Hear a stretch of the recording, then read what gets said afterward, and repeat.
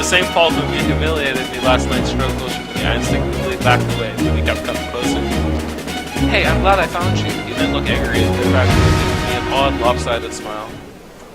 I wanted to make sure you weren't hurt or anything. You ran off before I could properly apologize. I looked down at my feet. It was embarrassing enough that I ran off crying like a little girl, but to know that I made him feel bad was even worse. At the same time, the image of my ruined uniform popped into my mind. I couldn't tell if I was more angry or embarrassed, or if I was feeling something else entirely. I got shit pretty bad, didn't I? I think I ballerinaed too hard. He tilted his head to the side. It's a shame you're not wearing the uniform from yesterday. I like the pink splotches on you. Match your hair. A deep, sickly feeling crawled up my stomach to sit in my throat. My dumb, stupid hair. Everywhere I went, people made fun of it. I thought the normal boots guys were different, and he was trying to apologize. How could he say something like that to me? Not for the first time. I thought of dyeing it a different color, but quickly dismissed him. Paul was waiting for a response. Maya gave me a quick nod as if warning me not to mess this up. I mustered up my best smile, hoping it was at least somewhat convincing. It's okay. I'm fine. Don't worry about it. Anyways, I'd be more than happy to pay for dry cleaning. Josh and Nick and I felt really bad about everything. We've never made a girl cry before. Well, not by physically injuring her, I guess. That's a line. Thank you, but I was just gonna scrub it in the sink. Dad and I could never afford things like dry cleaners, so I was surprisingly good at hand washing things. That thing's gonna need more than just hot water and soap, trust me. Tell you what, I'll have a friend of mine who's a natural at that kind of stuff. I'll ask her to get the stand out for you. Just meet me later, and I'll bring your uniform, okay? I'll try not to kick you this time. Without giving me the time to say yes or no, he nodded and turned to leave. He spun quickly back around. I flinched. Are you and, Mai, right? You guys have a table? The cafeteria is pretty full now. You can sit with us if you want, just for today. Yes, we'll go right, Hannah! Lunch? For the Normal Boots Club? Maybe I could really be friends with them. And then no one would bother me again, not about my hair or the ice cream incident, right? Yeah. Yes, please. Alright, follow me, ladies. He led us to the middle of the cafeteria where the Normal Boots Club sat with her table all to itself.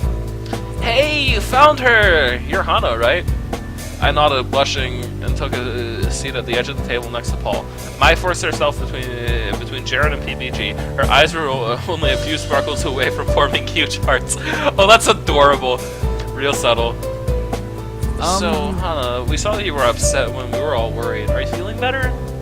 PBG looked at me, clearly concerned. My heart was beating hard against my chest, but I wasn't sure if it was because I was nervous or because that sad look on his face made me want to give him a hug. Maybe it was because I was just 2 inches away from Paul and only an arm's length away from all the other guys. As I tried to valiantly open my mouth, whispers spread around the room. Look at those girls over there. Who do they think they are? How come they get to sit there? I wish Senpai would notice me. This!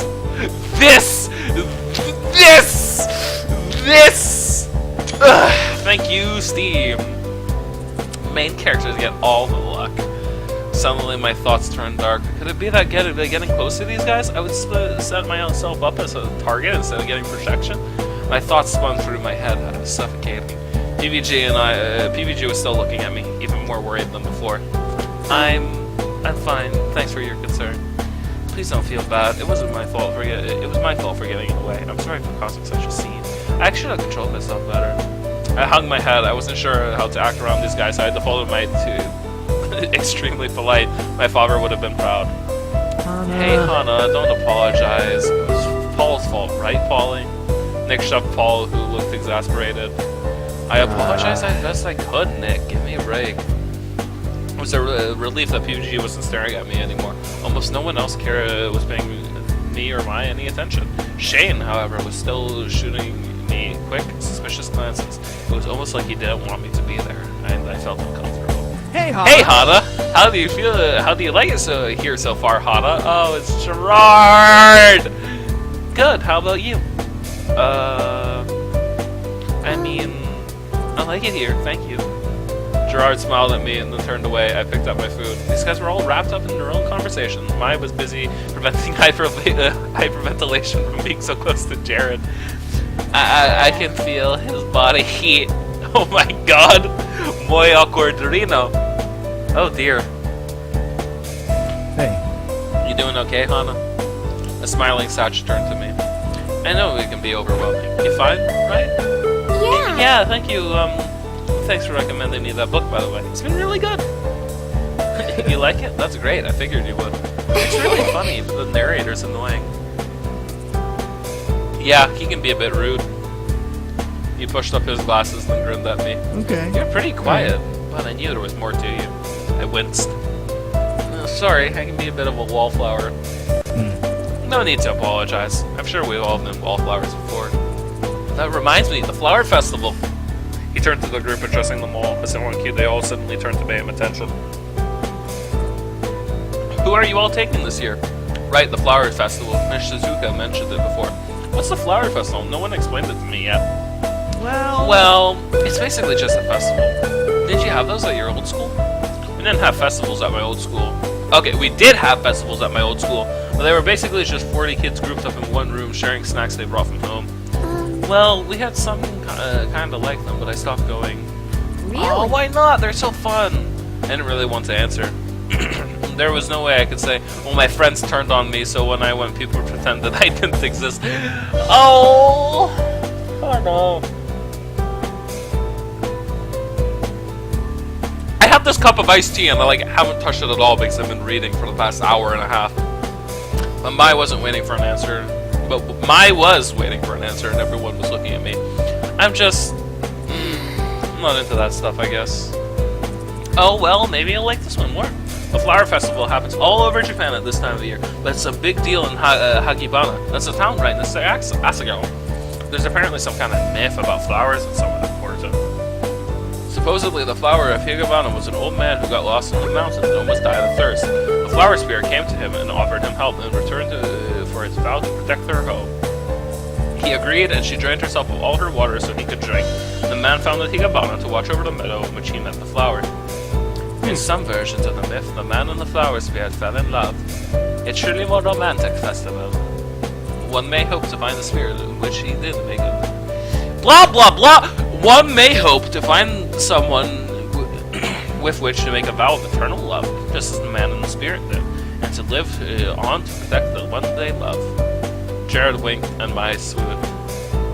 So, during the flower festival, there is a lot of stalls set up, and you can go play games, eat foods, or go flower viewing. And then at night, there's a special meadow over by the temple where you can go watch flowers, the flowers, and there's a bonfire and dancing. It's a lot of fun. We look forward to it every year. Asagao sells paper flowers in a little booth to raise money for the school, too. So there's usually a big volunteer drive beforehand for people who are good at origami. Origami? I'm good at origami because I'm fucking Japanese! Really? Shane is too. Maybe you should work together. Shane gave a light tip smile. Somehow I didn't think that would be happening. Hey, speaking of which, I saw you rejected 10 girls last festival season. I mean, that's nothing compared to me, naturally. But there were so many girls with broken hearts, even I couldn't mend them all. You still hung up on your English girlfriend? What? Shane flinched, visibly taken aback, then he shrugged. I don't talk to her anymore. Oh, Shane, I just want you to be happy, that's all. He wiped away a fake tear. Shane grimaced. How great it would be if someone asked me, maybe even one of the normal boots guys did. No, I doubt that would ever happen. They were only letting me sit there because they physically assaulted me. I sighed and cut my beefcake with a plastic knife. Beefcake, you mean fucking meatloaf. So, any girls in mind, fellas? Beside me, Mai shifted nervously. Her eyes kept flicking from Jared to her french fries. She looked like a child who just stole several cookies. Jared spread out his arms and raised an eyebrow, a god waiting for names to fall into his lap. Oh, that's amazing. I think I'm going solo this year, to be honest. Yeah, same. Man, you guys are so boring. You're much better, man. I am on another level compared to you guys. I've already got my choice picked out. There was a quiet clattering next to me. Maya dropped her fork. Yeah, I'm sure you have, and you'll probably have a new choice tomorrow. Jared flipped his hair with his hand. You know me so well. There's only so much time to make so many different girls' dreams come true. I must find the one who's most in need. So not even about which one you like, huh? Nope! And you make fun of me. Just then, the warning bell rang. It was time to head back to class. As everyone got up and tossed their trays, I stood up and, overwhelmed with a sudden burst of feeling, shouted, "Thank you for letting me and Mai eat lunch with you today. I really appreciate it." Yeah, thanks. Hannah was having a terrible day, so you guys cheered. Yeah, thanks. Hannah was having a terrible day, and you guys cheered her right up. So, see you guys again tomorrow, same time? Mai tilted her head, eyes twinkling. Mai, Paul said we can only sit with them today. It's cool. Paul waved a hand of dismissal, almost dropping his tray with the other. The cafeteria is really crowded, and we have extra room at our table. People are too afraid to sit with us or something. Well, we did kick a girl yesterday, Kappa. All three of them shrugged at the same time and left the room, walking in unison like a team of synchronized swimmers. Jared dumped his tray and jogged along to catch up with them. As soon as they were out of earshot, Maya took my hands in hers and jumped up and down. You did it, Hannah! We get to sit at the popular table! It's been trying to do that for years, and you get to do it in 2 days. She drops her hands and made a, jokingly I think, angry face. Main characters have all the fun. You'll be in pairs, painting a diorama or paper mache lamp, anything postmodern, then write a paper on design, or don't, that works too. But remember, this project will count for 10% of your final grade, so work hard, sound good? What the fuck, we're doing summatives? It's fucking like the first month! What the hell? Fucking Japan doing summatives in fucking April? Or like May maybe? I don't know, it seems like it would be April. The only response was bitter murmuring. Miss Suzuka often ended with sounds good, but she never cared about the answer. Alright, in the last few moments of class, pick your partners and discuss your project plan. We'll continue next time. In a matter of seconds, almost all the desks around the classroom connected. I looked at Mai, but a girl, Mimi Santos, was already claimed her. Mai frowned at me as if to apologize. I scanned the classroom, looking for a few other people I met, finding them already paired. I was going to be the only one without a partner. Suddenly, the edge of a desk collided with mine. Hey, guess we'll be working together. PBG sat in front of me with a cheeky grin. Then he stood on the other side of the room. How did he get his desk over here so quickly? I leaned over to look past him. He left a gaping hole and several collapsed students in his wake. Seeing my gaze, he turned around. Oh, oops, sorry! He waved sheepishly. A boy glared at him. Well, for better or worse, we're partners. I guess we are, sorry. Why are you apologizing? Wait, no, that's not what I meant at all. You're super smart, I'm just sorry you're stuck with me. You're pretty smart too, though, right? Not that I knew. I guess. But I hate schoolwork, I don't care about it at all. 10% of our grade depended on this project. Oh, not that I'm gonna make you do it all. I may not like school, but I'm not gonna let someone else fail just because I think it sucks. I haven't done something like that since I was a kid. The girl got so mad, I learned my lesson. He laughed, hitting his desk and crinkling his nose. I didn't see what was so funny, but he got it when the way he was looking at me. It seemed like I should. I smiled hesitantly. He stopped laughing and frowned at me the same way he did yesterday. Do you like apple cider? I'm sorry? I like apple cider. Like me personally as a person. Or, pinball? What about magnolias? Yeah, I guess I do. You... Guess you do. But... You... He sputtered, opening and closing his mouth like he was trying to eat the air. I searched his face, wanting him to help me out. He was clearly struggling. PBG leaned forward, looking to my eyes like he was deciphering a code. Really forward, so close I could see the little brown flecks in his eyes forward. Dot, dot, dot. Dot, dot, dot. This moy awkward. What? PBG moved away, his anxious look fading into a slight smile. Actually, don't worry about it. Don't worry about what? I was brainstorming, a subject for our piece. But you don't have any strong reaction to anything, so I guess we won't be doing those then. Like hell. The bell rang and students started packing up. Oh no, we didn't get to complete the project. Oh, I'm sorry, that's my fault. I was messing around. But don't worry, I'll come up with something and just leave it to me. He thumped his chest, got up out of his chair, striking a pose and giving me a wide, reassuring smile. He shuffled his desk back to the side of the room and as I packed my things away. I didn't understand what happened, but maybe it was better to forget about it. He didn't seem to want to explain. I left the classroom thinking to wait for Mai, but instead PBG trailed me into the hallway. He cleared his throat and I turned to face him. My head tilted back to an uncomfortable degree. He was tall, but he was stretching his neck, avoiding eye contact. So, I know you said you were fine at lunch, but you sure you're okay? I mean, you were really freaked out yesterday, so... He crept its way into his face. No, I'm alright. As long as you're fine. If you don't need help with anything, you can... If you need help with anything... Fuck! Shit! God! Fuck! Damn it! You can rely on me, though, especially since the uncertain look crossed his face again. Well, never mind. Are you heading back to the dorms? Yes? Nice to meet you. Nice, me too. We can go together. He pumped his fist in the air, glancing all around the classroom. Mai was still talking to Mimi, looking like she was about to rip the girl's head off. She wasn't going anywhere. Yeah, sure, let's go. But when we turned to leave the hall, we were interrupted by someone wearing a yellow and gray jacket, the rival club's jacket. It's fucking Space Hamster! I think. It's, Jeff. My heart stopped. Standing before us was a tall man with cheekbones like no tomorrow. I didn't recognize him from our class.